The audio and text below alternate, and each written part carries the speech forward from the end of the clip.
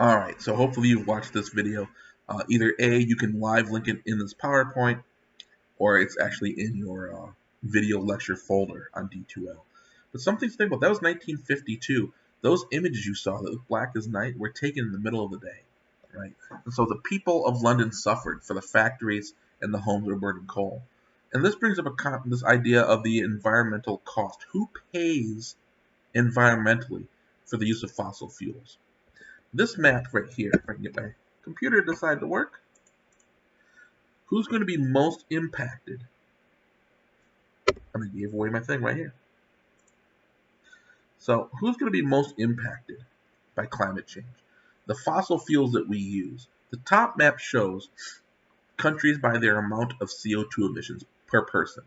So you can see that when we look at how much carbon per person our countries putting out, the United States, Australia, Russia, uh, England, Germany, the northern hemisphere, the wealthy countries are putting out more carbon per people than here in the areas of sub-Saharan Africa, Asia, and South America.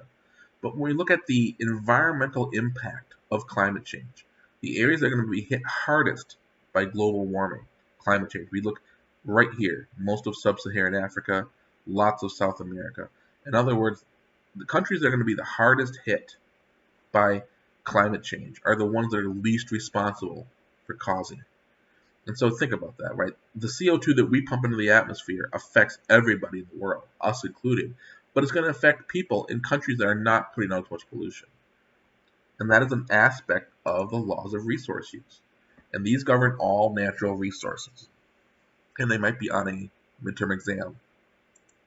So the first law is this: resources become resources because previous resources have become either exhausted or depleted or too expensive. So think back to wood. Wood burnt cleaner than coal. The only reason people shift to coal in England was because the wood was gone, right? We used to use horse-drawn carriages to power our cars, our cities, right? You had horses. So horses were very expensive. Now we developed gasoline engines. And so horses don't become as valuable anymore, right? How many stables do you see in the city of Chicago? Using resources changes the way that societies work and changes new geographies. We're going to talk a little bit more about that, but England becoming an industrial nation, that's a form of geography, right? The way that it became a large, powerful country around the world was in large part due to its use of coal to power its industry. Third one is that resource use doesn't just affect those who actually use it. There's wider uses, political and social consequences. So as England became an industrial power, right, it made it, it affected people all over the country who not just worked in the factories, but other parts of the country too. As the country became more powerful and more wealthy, it affected everybody, good and bad. Political consequences. People in Africa who became part of the British Empire were not using that coal in England, but the use of coal in England allowed them to do so. So these have wider ranges, okay? And that these uses of resources, they affect public spaces and the wider community. It's not just the users, the private enterprises, the factories that use it, but the wider usage. If you have a city that all of a sudden becomes much more industrial, bigger factories, bigger workforces, now you need maybe more schools for the people, the children of the workers, more police, more firemen, right? The way the city is raised. And the last one, I apologize again for my being in the corner, so I'll kind of read this to you. But the negative aspects of the negative consequences of resource use, any attempt to try to regulate those so that there are less negative aspects about the exploitation or the use of it are going to always come up against the very powerful interest of those using it. So think about this. Right now, ExxonMobil is one of the largest companies in the world, one of the wealthiest corporations on the planet, and their money comes from mining for oil, selling oil. They are an oil company. So when we try to have laws and regulations that make cars use less gas, they have to be more efficient, they have to have better pollution control, things that might make it harder for people to buy cars or make people buy less gas. Usually when there are efforts against these laws, it's funded by people like ExxonMobil. If you look, there are groups that try to lobby Congress, our Congress, to not have as strict laws about climate change. Whenever they want to have a law that would maybe make us more energy efficient or to be more conscious of the economy, economically and environmentally, the people that fight against it are usually funded for and paid for by the energy industry. So, excuse me. So, again, just like with population, though, and resources, is there a limit to the use of resources? Is there a limit to economic growth, right? In other words, if just like with food, if we only have so much supply, would that stop economic growth?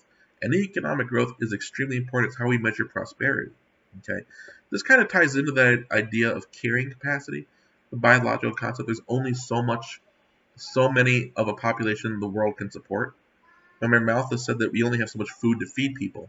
That's going to be a limiting factor on population. Okay, and one of the things to think about is that since our economy is based on using non-renewable resources like oil, this is actually oil mines in Los Angeles. We still actually drill for oil in LA County, if you could believe it. If there's only so much oil and so much coal, right, wouldn't that say that we'd have to limit that? It really wasn't until 1973 that this really became a concept that maybe we have to think about the fact that the commodities that drive our economic growth are limited in supply, right? 1973, the oil shock that I'll talk about, kind of started this notion. And so now we're going to look at oil, because oil is what gasoline is made of. And up until about the 1970s, there was no thought to using all the oil. We thought there was so much oil we could never use it all, right? And so more oil you use, the more you could industrialize and become a big, huge, powerful country with factories and cars. But something changed in the 1970s. And the first thing is the Organization of Petroleum Exporting Countries, OPEC, forms. And this is a group, a cabal, if you will. The countries that basically produce the most oil, like Saudi Arabia, Iran, Venezuela, they all got together and said, we're going to work together to control the price of oil. We're going to work together as opposed to against each other. And one thing they did in 1973, many of the countries in OPEC are enemies of the state of Israel in the Middle East. And in 1973, there was a war between Israel and members of OPEC, amongst other countries. And the United States is an ally of Israel and supplied them with weapons. And OPEC was not very happy, and they said, we're going to stop selling oil, or very little. And so they basically stopped selling oil to the United States. At the time, a lot of our oil came from Saudi Arabia. So imagine if all of a sudden Apple says, we're not going to sell cell phones in Illinois.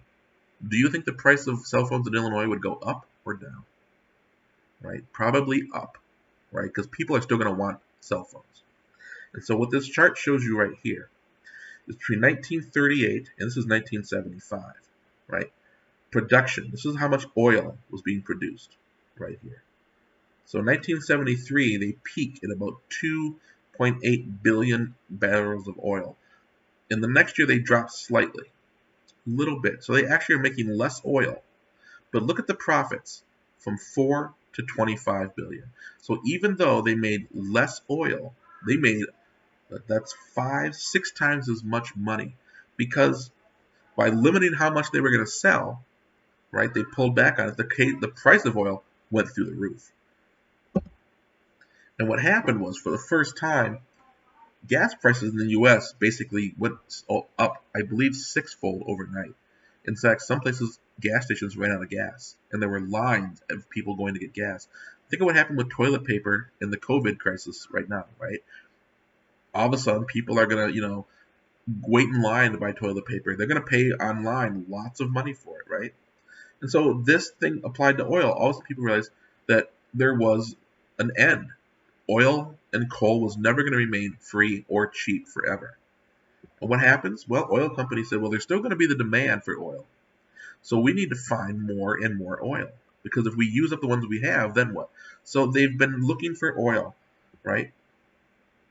So this question is, how much oil is left? We know that oil is a non-renewable resource. There's only so much in the ground. The case is, have we found all the oil in the ground? Have we looked everywhere?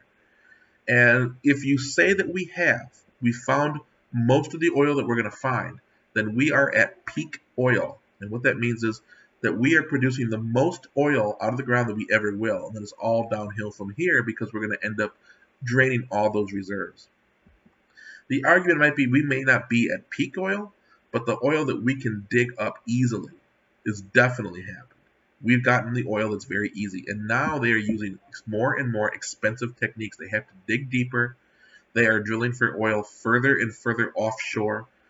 They're using new techniques like taking some rocks that have oil embedded in them and pulverizing the rock. We'll talk about that.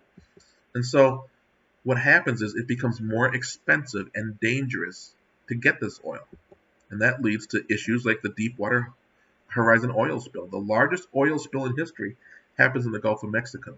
The Deepwater oil rig explodes and oil leaks out by the billions of gallons. Now think about the name, Deepwater Horizon oil rig. That's because this was digging in about 2 miles of water off the coast of Louisiana. 10 years ago, they weren't that far out, but they're looking deeper and deeper for oil. How does this affect countries like the United States? Well, our national political policy is that we need oil, and that it is the job of the government to make sure that we have reliable access to it. One of the reasons that we have allies in the Middle East like Saudi Arabia is because of their supply of oil.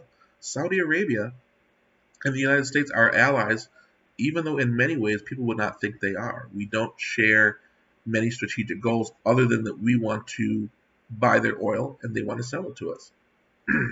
Okay? In other words, energy security in the United States is national security. If somebody was to threaten the oil access of the United States to oil or natural gas, that can be considered an act of war. The United States has an aircraft carrier, which is a very powerful weapon, stationed in the Persian Gulf near Iran and Saudi Arabia, 24 hours a day, 7 days a week for the last, I think, 15, 20 years. It's permanently there, and that is to help safeguard the shipment of oil around the world. Many presidents have stated to other countries that if they try to stop that, we would view that as an act of war. Okay. Now, it's not just us with a gun saying, sell us the oil. Saudi Arabia, Iran want to sell us the oil. So that's kind of that interplay, is that we agree to be friends because it benefits each other. There is tension there, but it's part of politics. And it affects our foreign policy. Many of our allies are part of this. We are allies with many countries because of the oil they have. One of the main issues with Iran, one of the main bones of contention with Iran and the United States has long been the Iranian control of their own oil industry. And that starts in the 1950s. So another thing that people are doing is thinking, well, let's think beyond just oil. What are alternative sources of energy? And a big one is this drive for renewable energy, right? So we're talking windmills, solar energy, geothermal heat, things that you can never use up. We can never use all the wind, and the sun for the next 4.5 billion years is going to be there. Okay. For example, Denmark produces sometimes as much as half electricity from windmills off the coast. Okay. Another one is biofuels. So you can grow plants like corn and make corn oil, right? Corn oil we use in cooking, but corn oil is still a form of oil, and you can run cars off of it. Diesel engines can run off of biodiesel. Brazil actually takes their sugar crop, which is a huge export. They take the plant remains of the sugar plant. Once they've harvested from the sugarcane the sugar, the leftover plants are turned into oil, which is then used to help fuel their industry. And one thing that happens is countries that have this alternative source of energy are no longer as dependent on oil. And what happens is oil exporting countries have seen this and realize that their political power will be shrinking. Okay? Because if people aren't going to be buying their oil, they don't have as much pull. Saudi Arabia is investing a lot of money in its infrastructure so that when the oil runs out, they will have the ability to do other things economically. If you go to the Middle East, Dubai, one of the largest growing cities in the world, is transforming themselves. They are building hotels. They have one of the world's largest airports. They are trying to become a center of trade. They're using the oil money they have now to build that up so that in the future, when oil is gone, they're not going to be left high and dry. But this has long-term consequences. Our economy is based on this idea of access to affordable oil. In other words, we expect gas for our cars to be something that we can afford. And I'm going to show you how in the next little bit.